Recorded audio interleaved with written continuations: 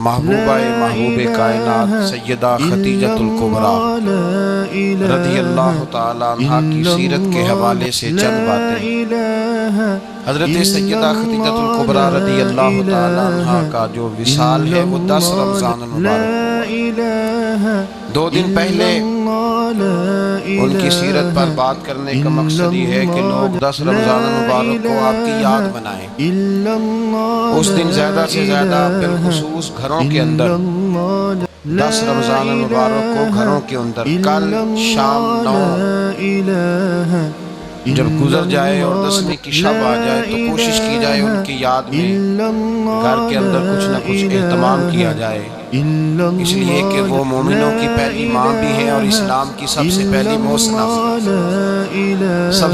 موسنا ہے اسلام، اور یہ وہ خوبصورت اور عظیم ہستی ہے کہ کائنات ساری کو مصطفیٰ کے پاس جا کے سکون ہوتا ہے، اور میرے مصطفیٰ فرماتے مجھے ختیجہ کے پاس جا کے سکون ہوتا ہے، ختیجہ کے پاس جا کے سکون ہوتا ہے۔ میرے اعلیٰ حضرت کا ایک شعر ہے حضرت ختیجہ کے بارے میں، ایک شعر ہے پر کیا بات، اعلیٰ حضرت فرماتے ہیں سیدی ماں پہلی ماں کہف امن و امان، اصحاب کہف کی غار نہیں تھی، آپ فرماتے ہیں سیدی ماں پہلی ماں کہف امن و امان، حق گزارے رفاقت پہ لاکھوں سلام۔ آپ فرماتے جس طرح اصحاب کہف کو اس غار کے اندر جا کے سکون ملا تھا، اس طرح ہماری پہلی ماں کے پاس جا کے ہمارے نبی کو سکون ملا کرتا ہے۔ کہف امن و امان، یہ غار ہے امن و امان کی، جس طرح اصحاب کہف کی غار تھی۔ میرے بھائی، حضرت سیدہ خدیجۃ الکبریٰ رضی اللہ تعالیٰ عنہ کی یاد منانا، ان کا ذکر کرنا اس لیے تو ضروری تھا ہی کہ وہ ہم سب کی ماں ہے، اس لیے بھی ضروری ہے کہ وہ امت مسلمہ کی محسنہ، اور اس لیے بھی ضروری ہے، یہ جملہ یاد رکھیے گا، اس لیے بھی ضروری ہے کہ جب حضرت ختیجہ کا تذکرہ ہوتا ہے تو میرے رسول پاک راضی ہوتے ہیں، حضور خوش ہوتے ہیں جب حضرت ختیجہ کی بات ہوتی ہے۔ جب حضرت خدیجۃ الکبریٰ رضی اللہ تعالیٰ عنہ سے کوئی محبت کرتا، کوئی احترام کرتا تو حضور راضی ہوتا۔ پہلی محسنہ قرآن مجید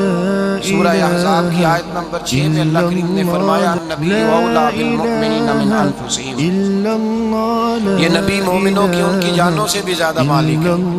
وازواجہ امہاتہم، اور فرمایا نبی پاک کی ازواج مومنوں کی مائیں ہیں۔ حضرت خدیجۃ الکبریٰ رضی اللہ تعالیٰ عنہ پہلی ماں ہے مومنوں کی۔ حضرت خدیجۃ الکبریٰ رضی اللہ تعالیٰ عنہ اس دور کے اندر جس دور میں ابھی اسلام نہیں آیا تھا، ابھی پردے کے احکام نہیں آئے تھے، ابھی عورتوں کے بارے میں وہ سارے احکامات نازل نہ ہوئے تھے جس کی پابند ایک مسلمان خاتون ہوتی ہے، اس زمانے میں بھی حضرت خدیجۃ الکبریٰ پردے کی پابند تھی، اس دور کے اندر بھی حضرت خدیجۃ الکبریٰ سچ بولا کرتی، اس دور کے اندر بھی جناب خدیجۃ الکبریٰ کے مزاج میں نفاست تھی، بہت بڑے تاجر کی بیٹی تھی، بہت بڑے، اور باپ کے انتقال کے بعد حضرت خدیجہ نے خود تجارت سنبھالی، خود۔ یہ کیسی تاجرہ ہے جو کبھی گھر سے باہر نہیں نکلی، یہ کیسی تاجرہ ہے جنہوں نے کبھی جا کے کسی آدمی کے ساتھ گفتگو نہیں کی، یہ کس قسم کی تجارت پیشہ خاتون ہے جو کبھی مارکیٹ اور بازار نہیں گئی، لیکن مکے میں جن کا مال سب سے زیادہ بکتا تھا وہ حضرت خدیجۃ الکبریٰ ہے۔ وہ کسی شخص کا تعین کرتی،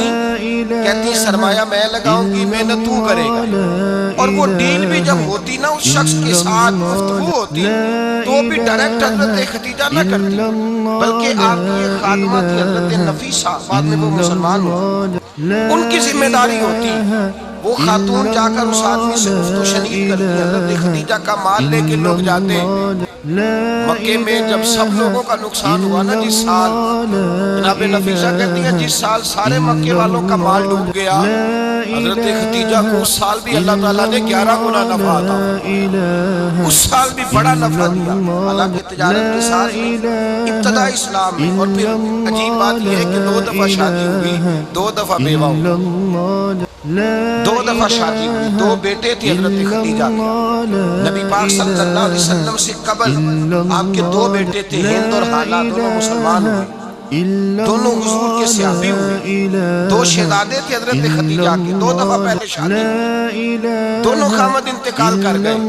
عرب کے بڑے بڑے، اور حضرت خدیجہ بنو قریش میں سے ہیں، 3-4 نسلیں اوپر جا کر ان کا خاندان نبی پاک صلی اللہ علیہ وسلم کے ساتھ مل جاتا ہے۔ حضرت خدیجہ کا 2 دفعہ نکاح ہوا،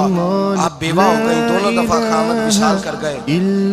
بڑے بڑے مکے کے سرداروں نے پیغام نکاح دیا، حضرت خدیجہ خاموش رہی، نکاح نہیں کیا۔ لوگوں نے بڑی وجوہات بیان کی، الگ الگ باتیں لکھی۔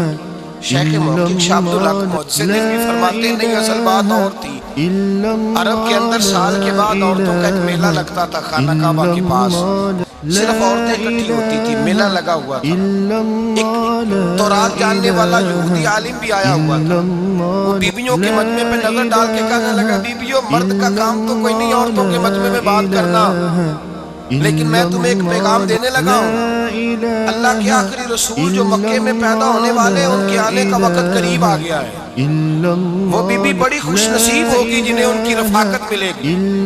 عورتوں نے جب دیکھا کہ مرد آ گیا عورتوں کے میلے میں، تو انہوں نے ڈانٹا، جھڑکا، کہا چل اٹھا اپنی کتابیں اور نکل جا۔